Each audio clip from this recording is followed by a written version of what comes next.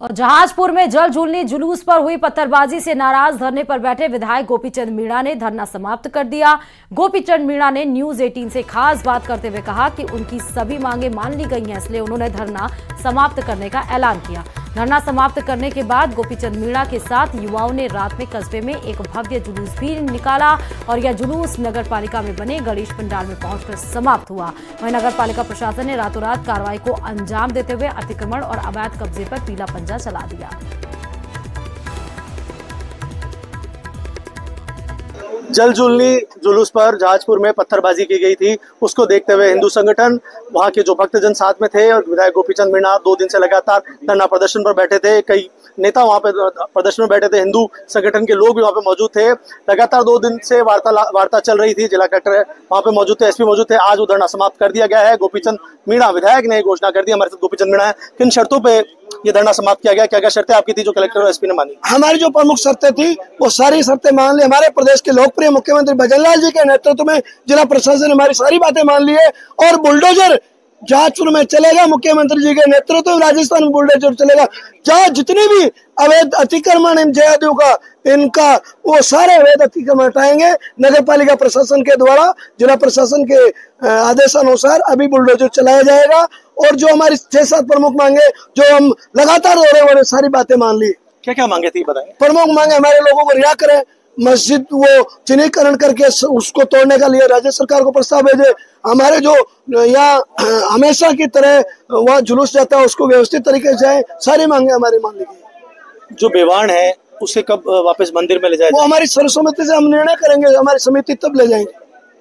और भी कोई प्रमुख मांग थी जो लगातार जिसकी वजह से वार्ताएं विफल हो रही थी, वो क्या मांगी थी उनको? हमारी प्रमुख मांग थी कि हमारे हिंदू समाज का इन्होंने अपमान किया और हमारे व्यवहार को रोका, धर्म हमारी धार्मिक आस्था को ठेस पहुंचाई। तो हमारे युवाओं ने, हिंदू संगठन ने सोच लिया कि हमारे साथ किया तो हम भी उनके साथ बारापात का कल नहीं निकलने देंगे। लेकिन आज जनता हिंदू समाज के आशीर्वाद से प्रशासन झुक गया और मुख्यमंत्री जी के निर्देश में कल उनका निरस्त कर दिया गया, कैंसिल कर दिया। कल उनका व्यवहार नहीं निकलेगा, उनका जुलूस नहीं निकलेगा। गोपी जी, इस प्रकार की घटना वापस ना हो इसके लिए प्रशासन और पुलिस को क्या दिशा निर्देश दिए गए हैं? प्रशासन बोले शांति कायम, सौहार्द बना रहे, आपस में सामंजस्य रहे और शांति की हम सब अपील करते हैं। और हमारे जनप्रतिनिधि प्रधान, कोटड़ी प्रधान जी, जहाजपुर प्रधान, हमारे सब संगठन के लोग हम शांति कायम व्यवस्था रखने की हम अपील करते हैं। देखिए, ये थे हमारे साथ गोपीचंद मीणा। धरना समाप्त हो चुका है। जो हिंदू संगठन है, जो कार्यकर्ता हैं, उनमें खुशी की लहर है। जुलूस के रूप में पूरे शहर में निकले हैं और कहीं ना कहीं प्रशासन और पुलिस ने इनकी सारी बातें मान ली है। वीडियो जर्नलिस्ट अंकुश सनाटे के साथ राहुल कौशिक, न्यूज 18 भिलवाड़ा। समझदार लोग आकर्षक ऑफर और अनजान कॉल से सावधान रहने की सलाह देते हैं, लेकिन कुछ लोग इस सलाह को दरकिनार कर आफत मोल ले लेते हैं। ऐसी ही एक खबर झुंझुनू से आई है, देखिए इस रिपोर्ट में।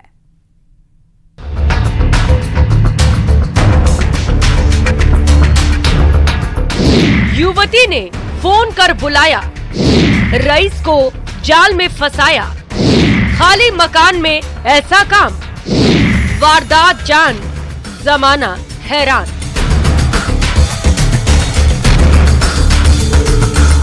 आवाज ऐसी जिसे सुनकर लोग अपनी तमन्नाओं को आसमान में उड़ान भरने की खुली छूट दे देते हैं। बातों का सिलसिला चल पड़ता है। इश्क का ऐसा तीर लगता है कि जिंदगी भारी लगने लगती है, लेकिन ख्यालों में रहने भर से कोई भला कब तक अपने दिल को समझा पाता है। इसीलिए एक अदद मुलाकात की जरूरत बढ़ जाती है और इस तरह पीड़ित खुद शिकार के बिछाए जाल में खुशी खुशी उलझने चला जाता है। पहली मुलाकात के बाद ही दिन का चैन और रातों की नींद हराम हो जाती है। पीड़ित अपनी कमाई से भी हाथ धोने लगता है, लेकिन पीड़ित पर बदनामी का डर इस कदर हावी रहता है कि वो अपनी तिजोरी के दरवाजे खोलकर चुपचाप अपनी दौलत लूटते देखता और हाथ मलता रह जाता है। लेकिन जब कोई पीड़ित पुलिस के दरवाजे पर दस्तक देने पहुंच जाता है तो पुलिस को कार्रवाई करनी ही पड़ती है। ऐसा ही एक केस दर्ज करने के बाद झुंझुनू की कोतवाली पुलिस ने जांच शुरू की तो हनी ट्रैप से जुड़ा एक चौंकाने वाला सच सामने आया। पीड़ित के मुताबिक 3 अगस्त को एक अनजान लड़की का फोन आया था। लड़की ने कहा कि उसका शहर में मनरेला रोड पर बिकाऊ प्लॉट है। चूंकि प्लॉट सस्ती कीमत पर बिक रहा था, इसीलिए उसी दिन दोपहर में जमीन देखने चला गया। 3 तारीख 8वें महीने की तो साहब मुझे किसी लड़की ने मेरे से संपर्क किया और संपर्क करके मुझे अपने जाल में फंसा के और अपना प्लॉट दिखाने के बहाने से मुझे मंडेला रोड पर ले गए और वहाँ प्लॉट पर योजनाबद्ध तरीके से पहले उन्होंने अपने साथी लोगों को वहाँ बुला रखा था। जैसे मैं वहाँ पहुंचा, उन लोगों ने जबरन मुझे पकड़ लिया। पीड़ित ने रिपोर्ट में बताया कि वो अपनी कार लेकर आगे बाइक पर चल रही लड़की के पीछे पीछे प्लॉटिंग वाले स्थान पर पहुंचा। पहले से वहां 4 लोग मौजूद थे। इसके बाद पीड़ित को एक मकान में ले जाया गया, वहां उससे मारपीट की गई। कार, ATM और मोबाइल छीनते हुए उससे 50,000 रुपए मांगे गए। नहीं देने पर लड़की से आरोप लगवाने की बात कही गई। कहा कि तो मेरी बहन या मेरी जो जानकार महिला है उसको यहाँ पर कैसे लेकर आया, तेरे खिलाफ छेड़छाड़ का और दुष्कर्म का मुकदमा दर्ज करवाएंगे। अगर तुझे राजीनामा करना है तो पैसे देकर राजीनामा कर ले, नहीं तो जो है तेरे खिलाफ मुकदमा दर्ज करवाएंगे। इस तरह से मुझे ब्लैकमेल किया, मेरे साथ मारपीट करी और मेरे मोबाइल फोन, कागजात वगैरह गाड़ी को छीनकर ले गए। और इस घटना को अंजाम देने के पश्चात भी उन्होंने लगातार मेरे से संपर्क किया। मामले की जांच कर रहे SI सुरेश रोलन ने बुढ़ानिया निवासी अजय कुमार, जीवा का बास निवासी अजय चौधरी और नयासर निवासी शुभम बुढ़ानिया को गिरफ्तार कर लिया है। 3 मुलजिम पकड़े हैं, जो एक तो अजय चौधरी है, दूसरा अजय कुमार है, तीसरा जो है शुभम बुढ़ानिया है। इन तीनों को हमने अपने उनके मस्कन गाँव निवास स्थान से उनको पकड़ा है और पकड़ के उनको अरेस्ट किया है। पकड़ में बाद अनुसंधान, जिनको आज पेश कोर्ट में करते हुए हमने उनका पेशी रिमांड लिया है, जो 3 दिन के लिए पुलिस रिमांड पर है।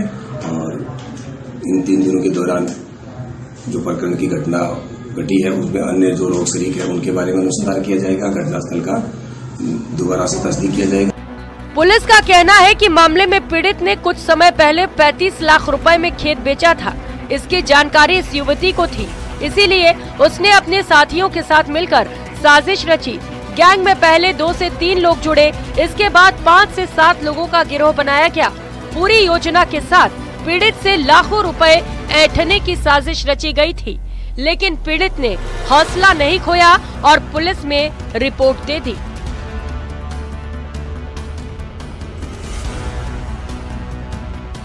इसके बाद युवक ने कोतवाली थाने में मामला दर्ज करवाया। कोतवाली पुलिस ने मामले में जांच करते हुए 3 युवकों को गिरफ्तार किया है। इनमें से अजय चौधरी पर पूर्व में भी हनी ट्रैप का मामला दर्ज है, तो वहीं आरोपी युवती भी हनी ट्रैप के मामले में वांछित है। कोतवाली पुलिस युवती की तलाश कर रही है। करसन सिंह शेखावत, न्यूज 18 राजस्थान, झुंझुनू। और अब जो हम आपको दिखाने जा रहे हैं वो खबर बदमाशों के आतंक की है। रेनवाल में बदमाशों ने अब PNB के कियोस्क पर धावा बोला और फिर जो हुआ देखिए इस रिपोर्ट में।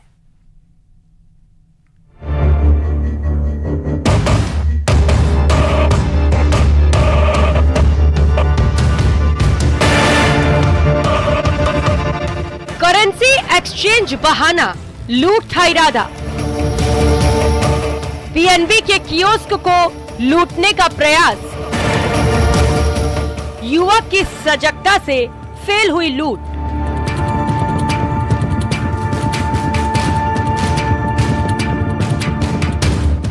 रेनवाल के करंटसर गांव में कार सवार बदमाशों ने PNB बैंक के कियोस्क को लूटने का प्रयास किया। हालांकि कियोस्क कर्मी की सजगता से लूट का प्रयास विफल हो गया। पीड़ित के शोर मचाने पर बदमाश मौके से फरार हो गए। लूट के प्रयास की CCTV तस्वीर सामने आई है। वहीं सूचना पर पहुंची पुलिस ने घटना की जानकारी ली और बदमाशों की तलाश शुरू की।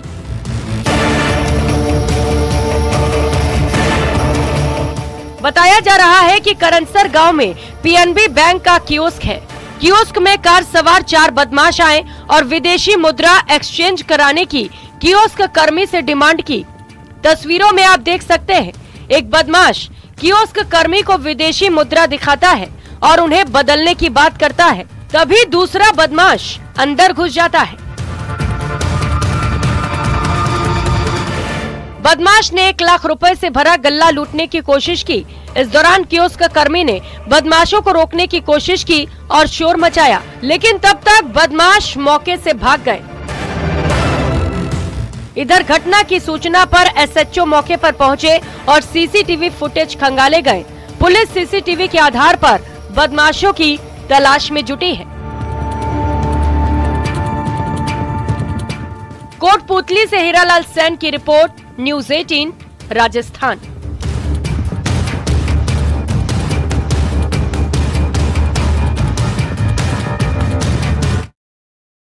और इधर सिरोही में शिक्षा विभाग की भारी लापरवाही से नाराज लोगों ने देर रात गोयली चौराहे पर हंगामा किया। परिजनों का यह आरोप है कि धौलपुर में होने वाली राज्य स्तरीय कुश्ती प्रतियोगिता में यहां से 20 बच्चियों को जाना है, लेकिन इनके साथ एक ही महिला शिक्षक को भेजा जा रहा है। इसको लेकर उन्होंने जिला शिक्षा अधिकारी को भी अवगत कराया, लेकिन उन्होंने कोई संज्ञान नहीं लिया। इससे नाराज अभिभावकों ने देर रात हंगामा किया और बच्चियों को टूर्नामेंट के लिए नहीं भेजा।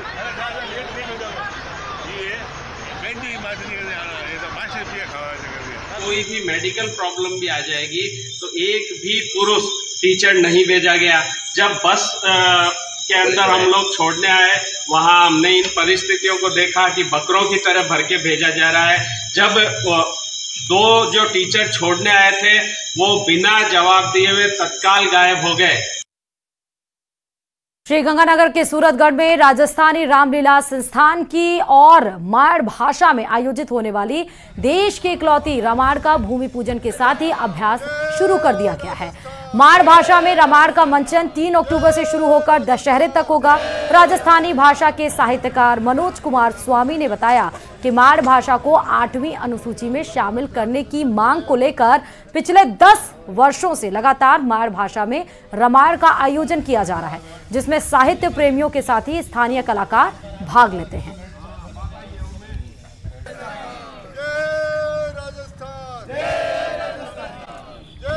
अलवर जिले के राजगढ़ क्षेत्र के गांव मचाड़ी स्थित कोठारी का बास में अज्ञात कारणों के चलते झोपड़ी में आग लग गई। आग लगने के कारण झोपड़ी में रखा घरेलू सामान सहित करीब 20,000 रुपए की नकदी जलकर राख हो गई। सुबह जब आग की लपटें देखी तो बस्ती के आसपास लोग एकत्रित हो गए, जिन्होंने पास में बने पोखर से पानी लाकर आग पर काबू पाया, लेकिन तब तक झोपड़ी में रखा सारा सामान जलकर राख हो गया था। परिजनों का आग के कारण हुए नुकसान के कारण रो रो कर बुरा हाल है। उन्होंने प्रशासन से सहायता की मांग की। आपको सीधे तस्वीरें भी दिखा रहे हैं, आप देख सकते हैं।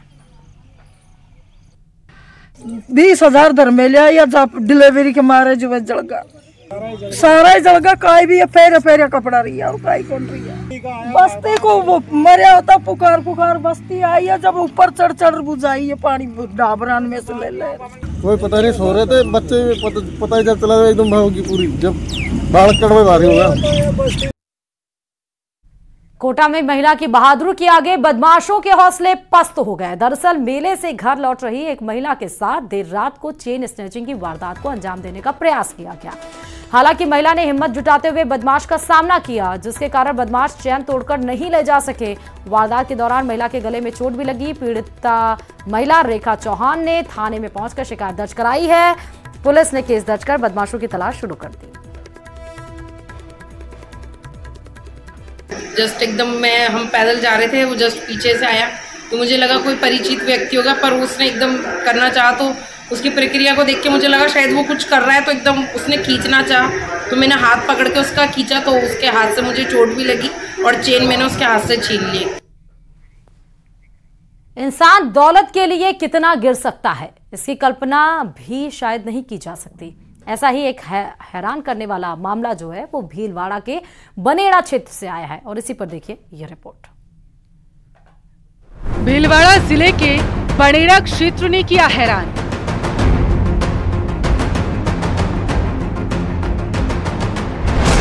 जमीन हथियाने के लिए रचा घिनौना प्लान। 80 साल की बुजुर्ग को बताया डायन।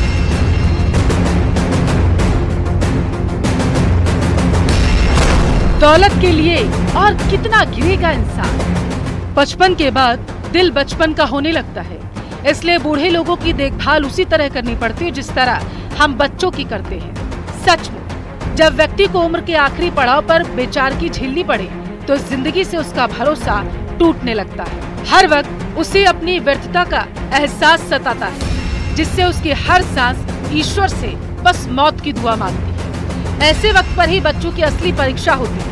ये देखने को मिलता है कि माता पिता के लिए बच्चे कितना कष्ट उठा सकते हैं। चेहरा छिपाने को मजबूर इस बुजुर्ग महिला की व्यथा कथा भी कुछ ऐसी ही है। जिसे सुनकर कलेजा कांप जाए।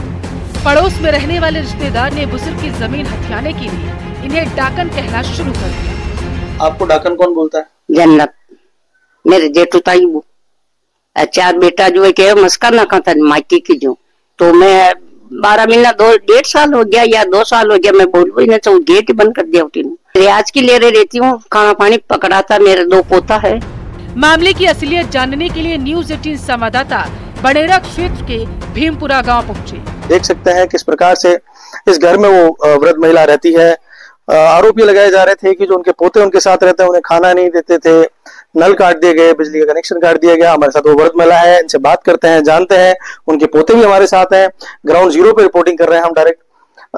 माता जी, कई प्रकार से सोशल मीडिया पे भ्रांतियां चल रही है, आप अपने पोता के साथ खुशी से रह रहे हैं? खुशी से रह रही है, खाना बहुत अच्छा देता है और मेरा बेटा करता है पोता पोती और खाना देता है अच्छा। मेरा पीड़ित पक्ष ने कहा है कि पड़ोसी ने न सिर्फ उनके खेत का रास्ता रोकने के लिए तारबंदी कर दी, बल्कि उनका घर से बाहर निकलना भी दूभर कर दिया, जिसे लेकर उन्होंने अदालत का दरवाजा खटखटाया।